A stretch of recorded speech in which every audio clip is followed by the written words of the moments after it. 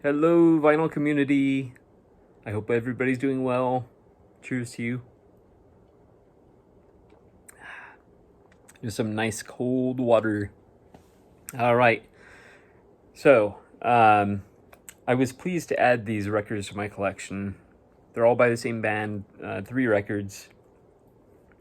So 1995, well, 95 to 98 was one of the periods in my life where I was just voraciously consuming music. And one of the bands that I listened to a lot in that time was the Jayhawks. The Jayhawks were formed in 1985 in Minneapolis when Gary Lewis, the guitarist, was in an audience of 12 people at a show that Mark Olson was performing at. The bassist, as luck would have it, they met at this show and they talked and they bonded over music, and yeah, and they created this tremendous legacy that is still being created, and we'll get to that in a moment. But anyway, so basically, over the last 35 years, they've had kind of not really a revolving door, but an open door for a total of about 13 members. And they've had 11 albums. So they're considered alt country, alt country rock. That's an important word. Alt country rock and Americana. But AllMusic actually describes it pretty well, sums up their sound pretty well, saying it's a mix of country, folk, and bar band. I think that fits pretty well, although it kind of sells them a little bit short too. But anyway, I love them. We know that because I'm making this video. So so I was thrilled to pick up these albums, and we'll get to them very quickly here. But just some bands that they're, or artists that they're kind of compared to: Sun Volt, Wilco, Jason Isbell, Old 97s, American Music Club, John Mellencamp, and even The National. So those are a few artists that, there's kind of a similar vibe, similar sound, that sort of thing. So basically let's see. So the band had formed in 1985. Their third and fourth albums were when they really kind of came into their own. The fourth being Tomorrow the Green Grass, which came out February 14, 1995. So that was the album that I was listening to in that period of 95 to 98. Because of its one huge radio-friendly hit, Blue. To this day, that's one of the most beautiful songs. It's just amazing. So, strangely enough, Olson, who was the bassist and one of the founding members of the band, while they were on tour for Tomorrow the Green Grass, there was friction, and so he left the band while they were on tour. So that was kind of not cool, right? The band continued on for quite some time, actually, and finally kind of broke up in 2003 after the album Rainy Day Music. But Olson and Lewis kind of met up and started doing music again. Went on a tour in 2005, 2006, just as a duo, not as the Jayhawks. And they released an album, Ready for the Flood. And the Jayhawks themselves reunited for festivals, specifically in Spain in 2009. And they, because of that tour and the festivals, they were working on new music together, and they were headed towards an album with this new music. In 2011, they came out with Mockingbird Time, and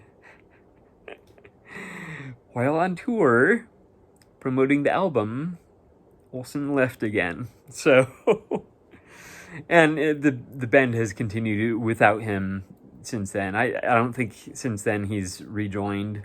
Although I think Olsen and Lewis still collaborate once in a while. I could be wrong about that, but yeah. So that's kind of their story there. But all right. But you want to see some records, right? So unfortunately, I do not have Tomorrow the Green Grass. I really, really, really need that, like, big time. It's a brilliant album, and that song in particular. But it's definitely not an album where it stands on that single song. The whole album is just phenomenal.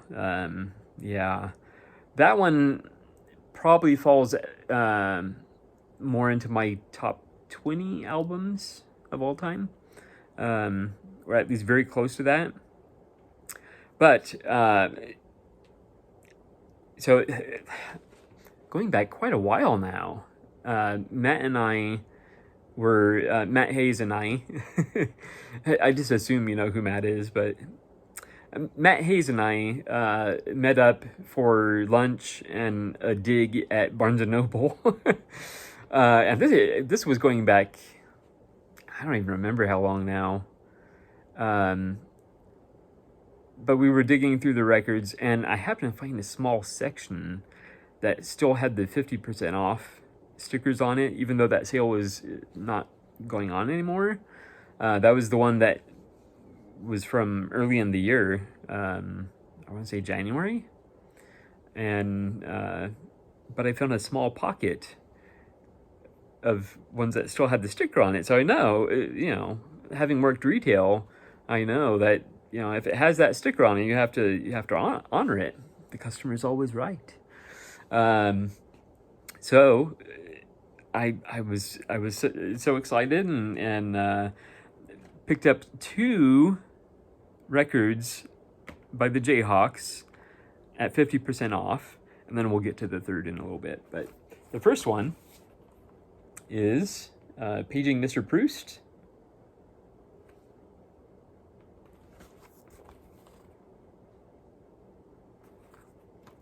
This one does have a gatefold.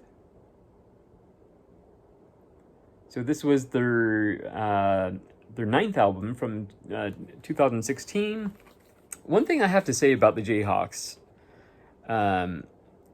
now, their real magic was at its peak with Tomorrow the Green Grass. I mean, how could you come even close to that again, But that being said, they are a very, very consistent band. They are consistently good. Not quite to that level, that real true magic, but some really, really good music, and I highly recommend them. But let's take a look at the inner sleeve here.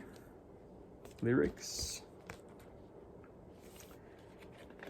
and black label. This is on Shamhawk.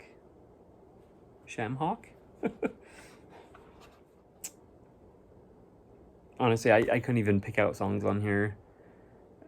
That's really how consistent they are.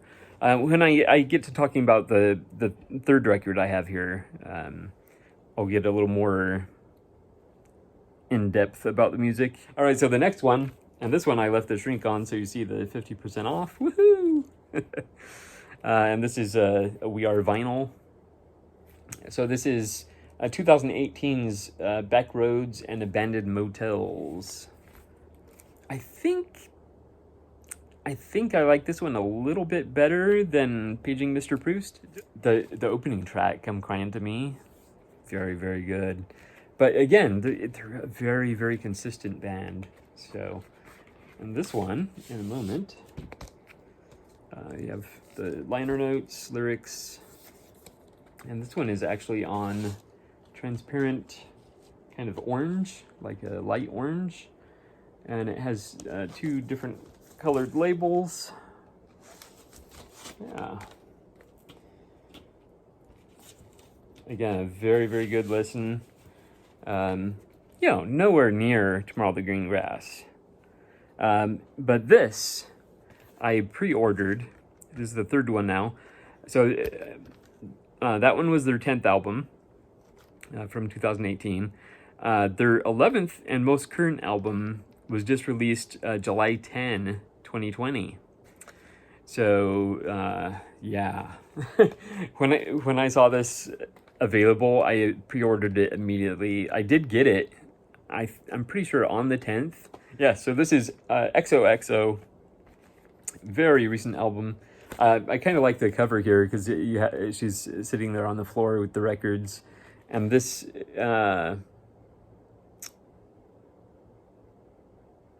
This one, I just assumed it was Bob Dylan album cover. I could be wrong, but that kind of struck me because Bob Dylan is one of their influences. So yeah, you have kind of an old school back here, and. Their inner sleeves are just, basically just lyrics. And I guess we'll show the label. An orange label. Yeah, so basically on this one, one of the major things I love about the Jayhawks is Gary Lewis. His vocals, he has a unique, not the most unique, but you can tell it's him. He has a unique voice, and I find it actually a little hard to describe. It's just a little bit on the higher side, maybe just a hint of a break in it, and just kind of a.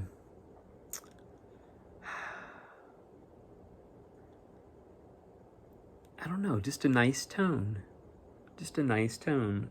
A rich tone, but rich to me usually suggests kind of deeper, but his is slightly higher, but still rich. So if that makes any sense whatsoever. But yeah, his voice is a big draw for me as far as this band. So now, one thing I noticed, particularly as I was listening to this album multiple times, is songs that he does are definitely more the like mid-tempo alt country rock folk, more like the blend really. Another big songwriter for the band is Tim O'Regan, the drummer. Songs that he does are there's one exception. There's one exception being the last track, Looking Up Your Number.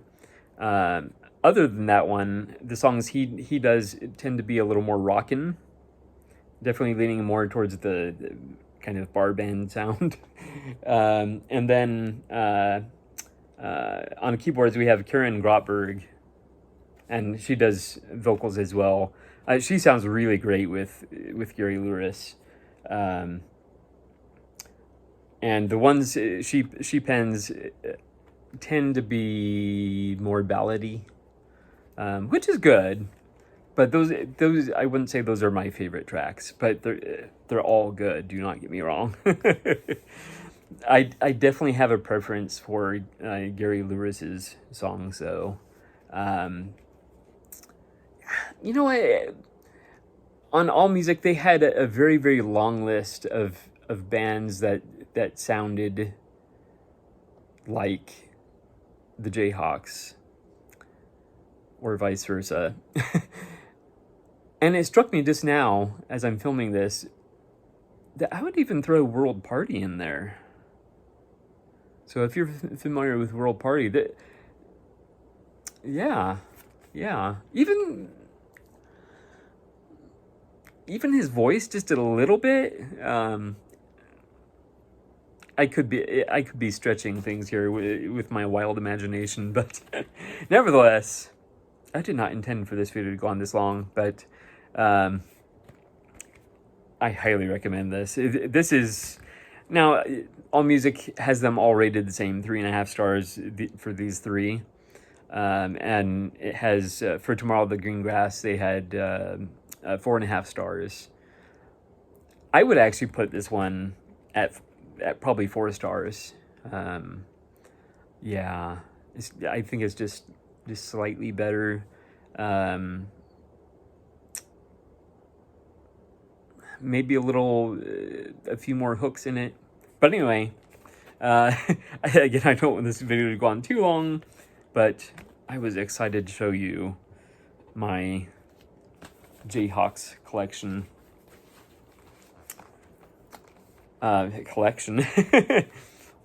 this all came about very recently, but yeah, very excited. And it actually started with this one here, when I saw the pre-order available. But anyway, thank you so much for watching. Again, I hope you're well. Cheers to you. I will see you next time.